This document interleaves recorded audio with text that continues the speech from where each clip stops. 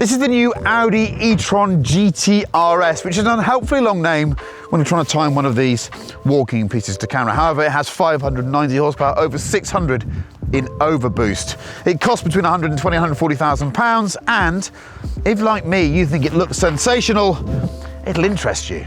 This is the first Audi RS model I've seen with no exhaust pipes. Now, to start with, you think, there's 4 good-looking bits of metal missing, but the rest of the shape is so good.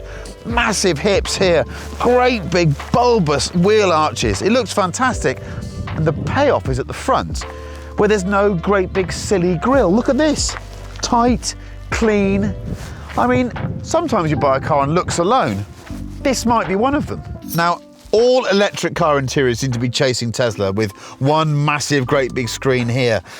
But I love the fact this is a conventional car. We've got a normal central screen there, a dashboard, and wait for it, separate buttons for the heater controls. And being an Audi, it's beautifully put together, and the materials are terribly expensive. So I don't know what to make of this one. This is an RS, this is entirely electric. The world is moving fast, peeps. We've got a Taycan with a different body on it, haven't we? So we're already into kind of badge engineering. This is presumably Audi taking what Porsche's mostly done and then just reconfiguring it, changing the calibration of the way the chassis works and the powertrain can work, I suppose, and applying Audi-ness to a Porsche, which is not a bad thing from where I'm sitting already, because I like the cabin. It doesn't feel like an electric car, and I think that might be a bit of a skill going forwards. First things first, the seat looks great, but isn't actually holding me in all the right places. The support's too low down, so I'm slightly slipping out of it. Performance, absurd by any conventional standards. In this weather, you put your foot down, traction is immense because it's got so much weight, and then it just fires you out of the corners. It's got some quite nice grumbly noises going on. It doesn't sound like a big engined Audi RS, obviously. Steering, pretty good for an Audi, I have to say. I mean, the way that it just demolishes a wet circuit like this is really impressive. There's the understeer though. It's a classic case of the big EV now. We've got the template up to about 85%. They're shockingly fast and competent. And when you push just that little bit further, you're suddenly made aware of the fact that it weighs about as much as a small planet. And frankly, tyre technology is what it is. Amazing, but not magic. Am I enjoying myself? I suppose I am. I'm just in awe of the way it goes round the place. I've got lots of drive select stuff, so I can have comfort, I can have normal, I can then have dynamic. I'm in dynamic to control some of the frankly huge weight transfers that go on around Landau. I really like the way it looks from the outside though. I have to say, the moment I saw the pictures, I was like, wow, that's a good looking car. And I think it looks better than a Taycan. To me, it's subjective, but that must mean that some people will think, well, I'll have a go at that over a Taycan. If I turn everything off, what happens? If I turn that thing off, I've got ESP off, what happens then? If we give it a bit of a squirt here. Well, wow, immediately, it's doing all sorts. Do you know what? I've not driven an electric car that will transition as intuitively as that. Totally irrelevant for road driving, but what is interesting is I've now got a sense of connection and, crucially, confidence between my right foot and what the back of the car is going to do. And this is an Audi, a car make that traditionally doesn't give you that. They just understeer. So at the moment, this is an Audi that oversteers better than the Porsche on which it's based. We're really going to have to rethink the world, aren't we, for the next few years? Let me do that again. So I put my foot down, and the back comes round. It will then slide the other way, and then it will slide that way too. Yeah, okay. What about the fast corners? Sort of neutral four-wheel drifty thing. Even in dynamic, it's got some ride comfort, and it irons out the curves here in ways I wouldn't believe. And the speed, you put your foot down, and the numbers just appear on the dashboard, and you go, you what, mate? You can't be going that fast. I've got to do that again.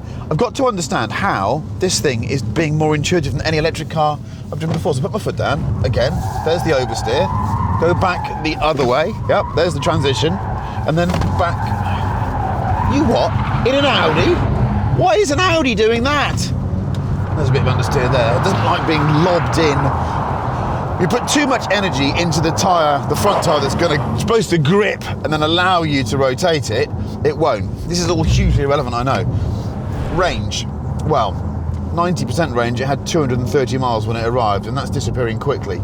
So we've got nothing like the range capability of a Tesla. Yawn, yawn, I know, but you've got to compare it against these things. And also, of course, you don't have the infrastructure around it. And this thing is, you know, well north of 130 grand. So what do you compare it against? Well, if you're going to go and spend this sort of money on a very, very fast saloon car that looks good, you might want to consider one that runs on this weird liquid called petrol. And if you use that stuff, which is a bit dirty, you can have a lot of fun. And also, you don't have this range problem because you can just buy more of it and put it in to the car. So let's try one of those and see how it stacks up against this, admittedly, very impressive electricity car. That is impressive. An Audi that's better at going sideways than the Porsche on which it's based. Say that again, Chris, say it again. Wow. This is one of the great sports saloon cabins. I don't like the dashboard layout. I find that confusing, but the rest of it, the seats are sensational. And any car with individual rear bucket seats is cool by me. I mean, it is, everywhere you look, pure BMW M. It feels like a celebration of the end of an era, which is what it is. So this is your petrol-powered alternative, the BMW M5 CS. What does CS mean? It means a reduction of 70 kilograms, which for the average plutocratic driver of an M5 probably means what they expunge after a particularly large lunch. But we won't let their efforts go unnoticed, and we'll celebrate the fact that it's got carbon fibre panels, and it's got carbon fibre seats, and it's got carbon ceramic brakes, and they make up for more than 20 kilograms of that weight reduction. And most of it's in the seats, I'd have thought, which are the same brilliant seats you get in the M4 with the old nutcracker bit down there. Immediately, I feel a greater sense of connection in this car, even though I'm sitting a bit higher. But when you put your foot down, the initial acceleration after the Audi is a bit, where's all the power and torque?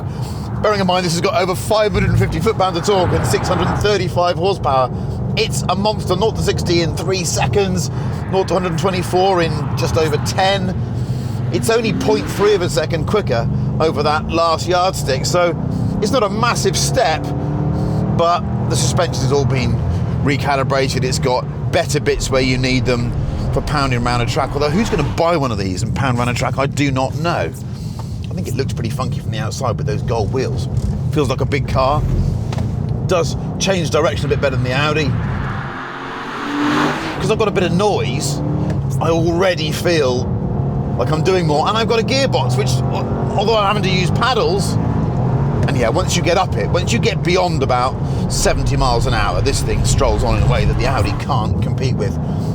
But its suspension is a bit livelier. The Audi is soaking up the big curbs better than this thing is. But there's a sense already that this is more fun. These big saloon cars from the Germans really are the final hurrah for the combustion engine, aren't they? They're outrageous machines. They're just so much more than you need. But if you judge life in needs rather than wants, you might as well live in a cave, if you ask me. Mind you, once you've paid the £140,000 you need to buy one of these, or the monthly payments as the world is now, you probably do need to live in a cave because you can't afford to pay a mortgage. So steering, electric, but surprisingly good. I feel, as I've said, a better sense of connection. The BMW dashboard thing, I just don't get at all. I've got lots of lines and things going orange when I accelerate, but none of it really registers. For me, I just change up when the limiter feels like it's going to go brrr. Let's switch a few things off. Okay, what's that going to do? Yeah, that's a different beast. Oh, Jesus. Long right-hander. Wow.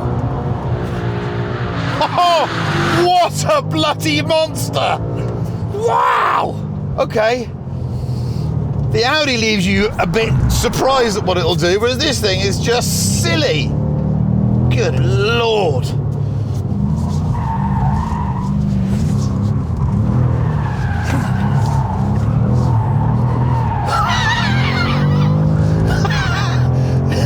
He's a monster. Look, you know it's a very capable big saloon car that's going to be pretty comfortable with a niggly ride on the road, and it's got room for 4 people because it doesn't have a seat in the middle, really. But what you can't prepare yourself for is the silliness of how good it is at being a yobbo. How many people will get the chance to do that? I do not know, but it's just bonkers how good it is at it. Good Lord. Let's do it again, because we can, for somethings and giggles.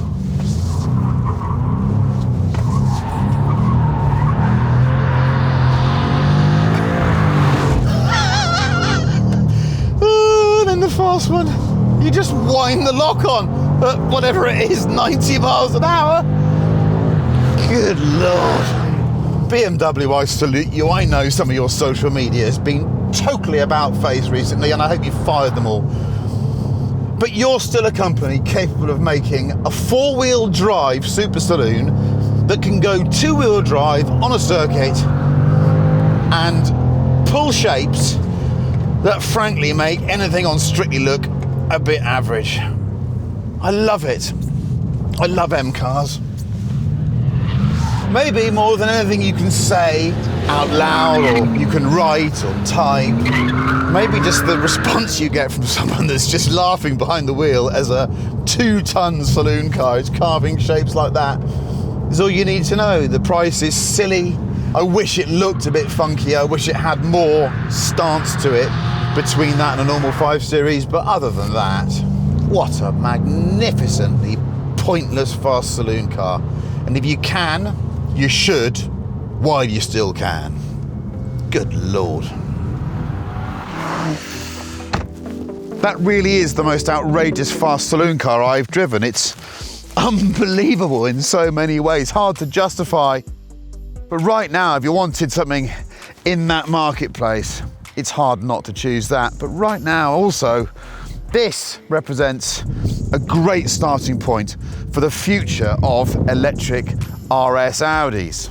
However, if it was my money, while you still can, I'd have that M5 CS. It is knockout.